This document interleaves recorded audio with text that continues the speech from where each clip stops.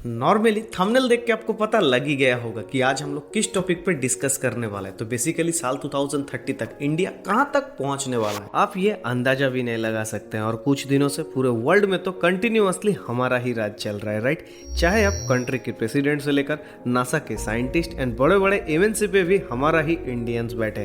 And last week World Bank president के लिए भी हमारे रिस्पेक्टेड अजय बंगा सर को नॉमिनेट किया गया है, जो कि साल 2020 तक मास्टर कार्ड पर एज ए सीईओ काम कर चुके हैं। अब देखो, मैंने आपको ये सारे चीजें इसीलिए बताई ताकि आप अच्छे से समझ सको कि इंडिया में कितना ज्यादा टैलेंट छुपी हुई है। और ये सारे टैलेंटेड लोग इसीलिए कंट्री के बाहर जाके बड़े बड़े ग्लोबल कंपनीज में काम कर रहे हैं, क्योंकि लास्ट 20 ईयर्स में हमारे यहाँ वो अपॉर्चुनिटीज था ही नहीं। बट अब तो भाई चीजें बदलना शुरू हो चुका है। जिस चीज की तलाश इंडिया इतना दिनों से कर रहा था, वो कहीं ना कहीं लगता है कि अब वो खजाना का द्वार खुलने वाला है, क्योंकि हमारे respected prime minister Modi ji ने जो मूवमेंट स्टार्ट किया है आत्मनिर्भर भारत, जिससे अब धीरे धीरे सारे चीजें हमारे इंडिया में ही मैन्युफैक्चरिंग करना शुरू हो चुका है। फॉर एग्जांपल लास्ट 2 सालों में ऐसे बहुत सारे चीजें हैं जो हम सब चाइना से पूरी तरीके से इंपोर्ट करना बंद कर चुका हूं। और ये रिस्क इस हद तक बढ़ चुका है कि अगर कोई बड़े बड़े ग्लोबल कंपनीज इंडिया में अपना प्रोडक्ट बेचना चाहता है तो उन्हें यहाँ मतलब इंडिया में ही अपना मैन्युफैक्चरिंग फैक्ट्रीज लगाना होगा, जिससे सबसे ज्यादा 2 एडवांटेजेस मिलने वाला है। नंबर 1, कंट्री की अनएम्प्लॉयमेंट रेट डिक्रीज होगा, एंड दूसरा, चीजें और भी ज्यादा सस्ता बनेंगे, क्योंकि एक्सपोर्ट ड्यूटी की झंझट अब पूरी तरीके से गायब। और इसी अपॉर्चुनिटीज को ग्रैब करने के लिए एप्पल ऑलरेडी आ चुका है, फॉक्सकॉन अपना मैन्युफैक्चरिंग सेटअप को बैठा रहा है, एंड सैमसंग भी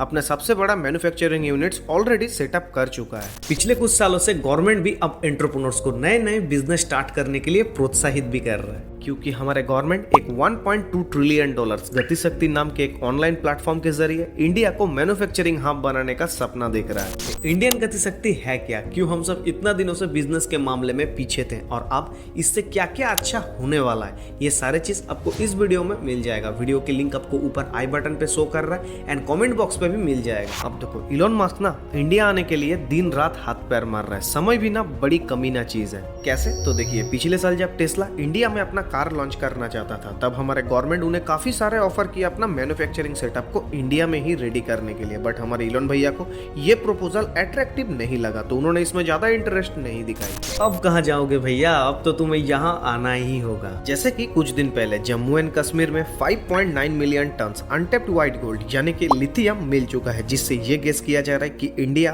ग्लोबली लिथियम एक्सपोर्टर बन जाएगा। तो कहीं ना कहीं मुझे पर्सनली ये लगता है कि इलोन मस्क अब अकेला नहीं, बल्कि साथ में अपना पूरा मैन्युफैक्चरिंग सेटअप को लेके ही इंडिया अब पहुंचने वाला है। अब देखो, ये जो लिथियम मिला है, ये हमारे लिए कहीं ना कहीं जैकपॉट साबित होने वाला है। फॉर एग्जांपल, सऊदी अरबिया में क्रूड ऑयल मिलने के बाद आज उनका मानो किस्मत ही बदल गया है, ये हम सब जानते हैं। अब देखो, जैसे कि पूरे वर्ल्ड अब इलेक्ट्रिक व्हीकल की तरफ शिफ्ट हो रहा है, तो उस हिसाब से इंडिया अब 100x फास्टर के साथ ग्रो कर सकता है, क्योंकि इंडिया पहले चाइना से 8000 करोड़ की लिथियम इंपोर्ट करता था, जो अब पूरी तरीके से बंद होने वाला है। और लिथियम की डिमांड तो अब पूरे वर्ल्ड में ही है, तो अब कहीं ना कहीं मैक्सिमम कंट्रीज अब इंडिया के साथ फ्रेंडशिप करने आएंगे। अब यहाँ एक चीज थोड़ा ध्यान से समझो कि बैंक्स की तरह इंपोर्ट एक्सपोर्ट भी किसी भी कंट्रीज की उनकी इकोनॉमिकली बैकबोन होता है, राइट। ठीक जिस तरह से एक बैंक्स के बिना एक कंट्री कभी नहीं ग्रो कर सकता है, ठीक उसी तरह इंपोर्ट एक्सपोर्ट ट्रांसपोर्टेशन के बिना एक कंट्री कभी नहीं चलने वाला है। मतलब कार्स बाइक्स अभी पूरे वर्ल्ड के लिए रोटी कपड़ा मकान की तरह एक डेली नीड्स बन चुका है। तो जब पब्लिक के डिमांड बढ़ेंगे, तब डिफरेंट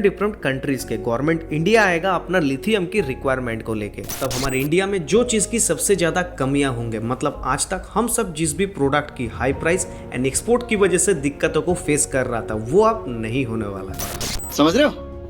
समझ रहे हो ना? हमारे मोदी जी ट्रेड में तो माहिर है, ये आपको मानना ही पड़ेगा। अब देखो, ये सारे पॉइंट्स मैं आपको एक साथ कंबाइन करके एक समरी फॉर्म में बताता हूँ, जिससे आपको ये पूरे चीजें एकदम इजीली समझने में काफी ज्यादा हेल्प होगा। देखो, फर्स्ट ऑफ ऑल, पूरे वर्ल्ड चाइना के डिफरेंट घिनौना एक्टिविटीज से पूरी तरीके से फ्रस्ट्रेटेड है, जो directly as a second choice सारे कंट्रीज इंडिया को ही टारगेट कर रहा है। नेक्स्ट, पिछले कुछ सालों में बड़े छोटे सारे मैन्युफैक्चरिंग कंपनीज इंडिया में खुद को एस्टेब्लिश करने की कोशिश कर रहा है। फॉर एग्जाम्पल, ताइवानी सप्लायर्स फॉक्सकॉन एंड विस्ट्रॉन्ग, जो सेमीकंडक्टर चिप मैन्युफैक्चरिंग करता है, और आपको पता ही है कि नेक्स्ट 10 ईयर्स टेक्नोलॉजी का ही है। और चाइना एंड ताइवान के बीच tension day by day increase होते ही जा रहा है, जिसका सीधा इम्पैक्ट यूएसए में जाके पड़ेगा। तो यूएसए भी कहीं ना कहीं सपोर्ट कर रहा है फॉक्सकॉन एंड विस्ट्रॉम को टू बिल्ड इन इंडिया, ताकि उनकी इकोनॉमी में इम्पैक्ट ना पड़े। लिथियम जो इंडिया पूरे वर्ल्ड को सप्लाई करने वाला है, जिससे चाइना का मोनोपोली अब पूरी तरीके से खत्म। नंबर 4 गति शक्ति प्रोजेक्ट के जरिए अब तक इंडियन बिजनेस में बहुत सारे इंप्रूवमेंट भी आया है। नंबर 5 आत्मनिर्भर भारत प्रोजेक्ट के जरिए ये गेस किया जा रहा है कि आने वाले नेक्स्ट 7 to 10 ईयर्स के अंदर इंडिया एक ब्रेक थ्रू पोजीशन पर आ सकता है।